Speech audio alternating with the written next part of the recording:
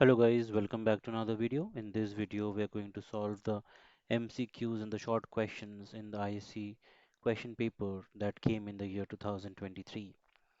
If you have missed out the previous videos for the solution to the specimen paper, do check that out. The entire playlist is in the description box below, and the link to the specimen paper is also there. If you don't want to miss out any future videos, then hit the subscribe button and the bell icon to get notified whenever a new video is shared. Without further ado, let's get started. The first sum that we have is from retirement of a partner, where we have Nikhil, Akhil, and Amber, who are partners in a firm. At the time of Akhil's retirement, Amber takes over furniture of 12,000 at rupees 10,000. Okay, we have to choose the right journal entry. Now, as Amber is taking over the furniture, Amber's capital account should be debited. So first two are anyways nullified, first two options. Among options C and D, he is taking over the furniture worth 12,000 at 10,000. So there is a loss of 2,000 which will be debited to the revaluation account. So option D is the correct answer here, where we are debiting 2,000 to revaluation account, debiting Amber's capital account by 10,000 and crediting furniture account by 12,000. Okay, so you have to understand at a concept level what should be the right answer. Let's move on to number 2. We have to select the correct statement from the following options. A debenture holder is entitled to receive dividend. This is incorrect. Dividend is not the right word that is used for debenture holders receiving it. It's called interest. So first answer is incorrect. The second option, debenture holder is entitled to receive interest on his debentures from the company only if the company has made profit. So this is also incorrect. Even in case of losses, the company is entitled to pay interest. For number C, a debenture holder is entitled to receive interest on his debentures from the company only after dividends have been paid. So this is also incorrect. The interest is paid before paying dividend, and then only whatever is profit is remaining out of that dividends are paid. So this is also incorrect.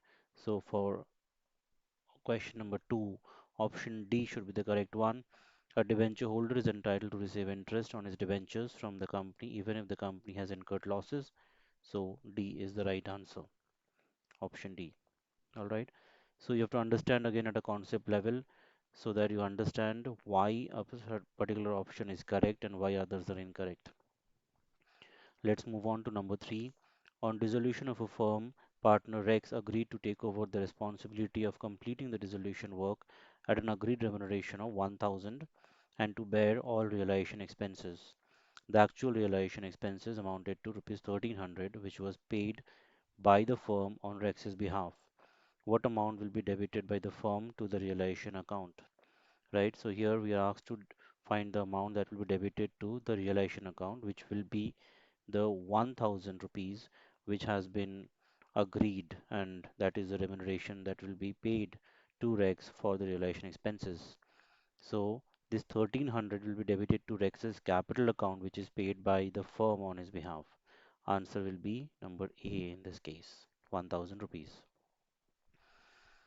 ABC Limited offered 60,000 shares of rupees 10 each to the public. The public applied for 1 lakh shares. The company made pro rata allotment in the ratio of 3:2, and the remaining applicants were rejected and money refunded to the applicants. On how many shares did the company refund the application money? All right. So for that, we have to understand how many shares were allotted on pro rata allotment. Out of 1 lakh, then let's do the calculation using 60,000. The ratio is already given to us 3:2. So we'll simply do 60,000 into 3 by 2. That will give us the number of shares who are allotted, the shareholders who applied. So on 90,000 applicants, it is coming to the calculation, right? So if you see here, 60,000 into 3 by 2, that gives us 90,000. That means the 90,000 shares were allotted 60,000 shares. The applicants for 90,000 shares, right? So 90,000 and 1 lakh, we find the difference. 10,000 shares were refunded the application money. So this is the answer. Point number 5, give the formula used for calculating goodwill of a firm by weighted average profit method. The formula is here on the right hand side. Weighted average profit is the sum of weighted profits by the sum of weights. So first what you do is each of the profits that you have for each of the years, you multiply that with the respective weights assigned to each of the years, and the product that you get, you add it. So that product is your weighted profit, and now you sub add everything. You get your sum of your weighted profits, then you divide that with the sum of the weights. And goodwill valuation will be weighted average profit into number of years of purchase as given in the question. All right, let's move on to the next one. A firm had a loan.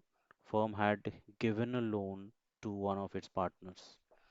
Give the journal entry to close this loan account at the time of dissolution of the partnership firm. Now, you have to understand the rules. This is a loan given to one of its partners.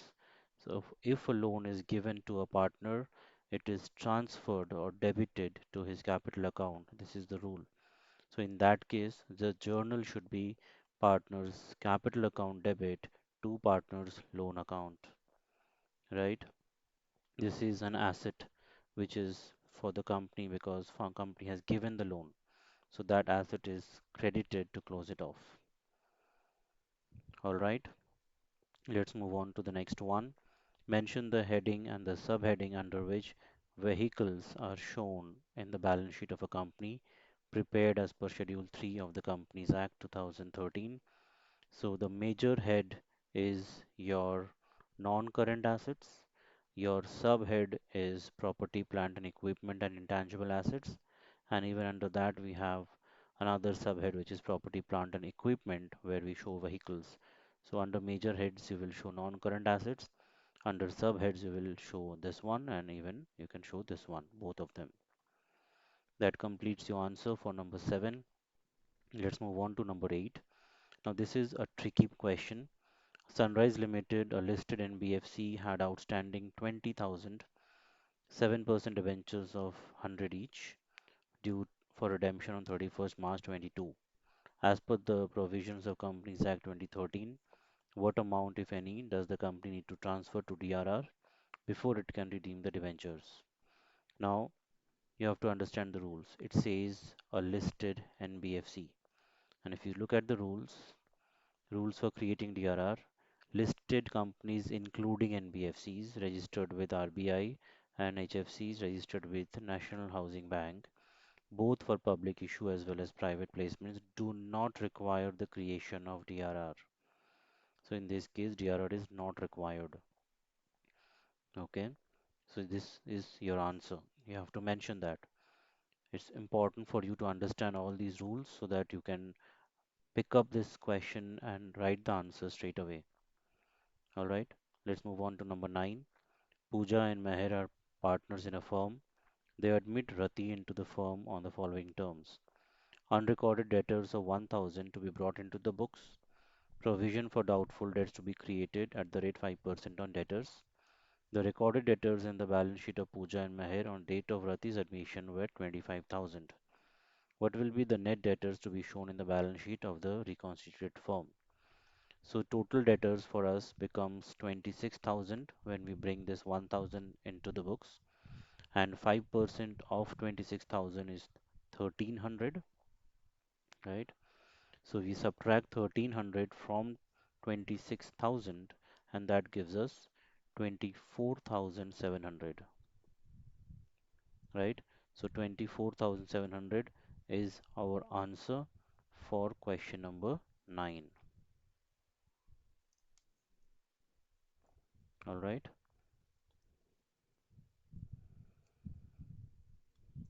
that becomes our answer. Let's move on to the next one, number 10. On 1st April 21, Beam Limited issued 2,005% debentures of 100 each as follows.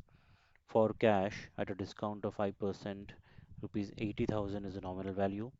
To a vendor of rupees to a vendor for rupees 60,000 in satisfaction of his claim of rupees 70,000. To bank to the bankers for a loan of 40,000 as collateral security, rupees 50,000 is the nominal value. The interest on these debentures was to be paid annually on 31st March every year. You have to calculate the interest on these debentures payable on 31st March 22. Now, first thing, interest is always calculated on the nominal value and interest is calculated on the debentures which are issued. So bankers loan, these debentures worth 50,000 issued as collateral. On this interest is not to be paid because these are not issued to the public yet.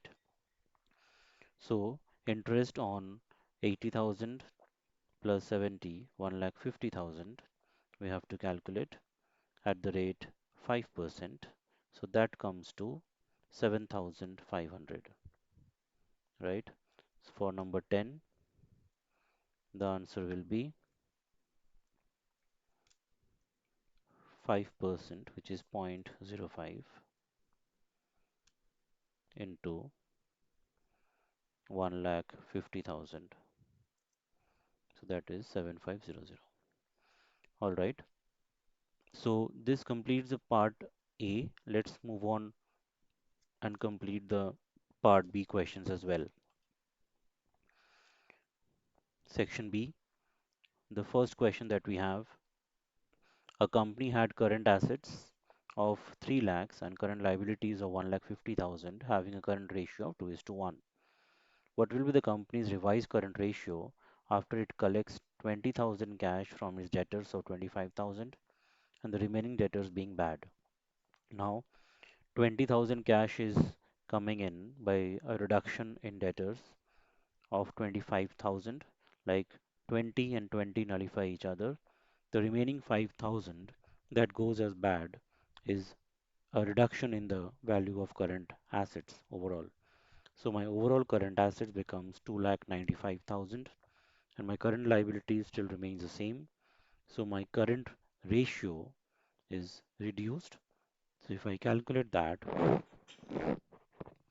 so in that case, I get it as straight away 2,95,000 divided by 1,50,000. So I get 1.967 or 1.97 is to 1. So this is my answer. All right. So my final answer will be 1.97 is to 1.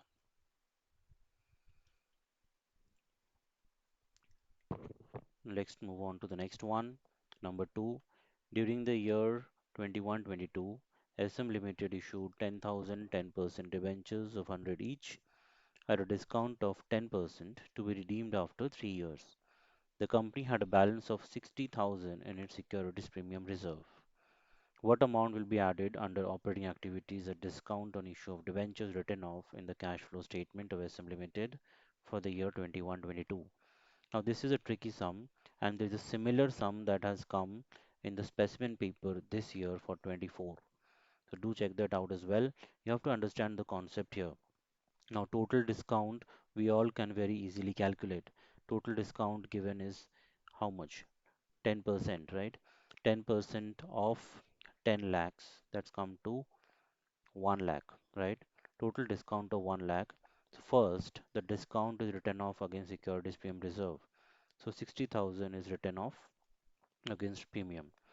40,000 is written off against statement of profit and loss, right? So only 40,000 will be added back under operating activities under the heading adjustment for non-cash and non-operating items. So 40,000 is the answer.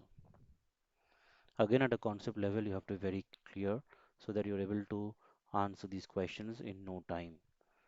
Point number 3, state with reason whether provision for doubtful debts is subtracted from trade receivables while computing current ratio. The answer is yes.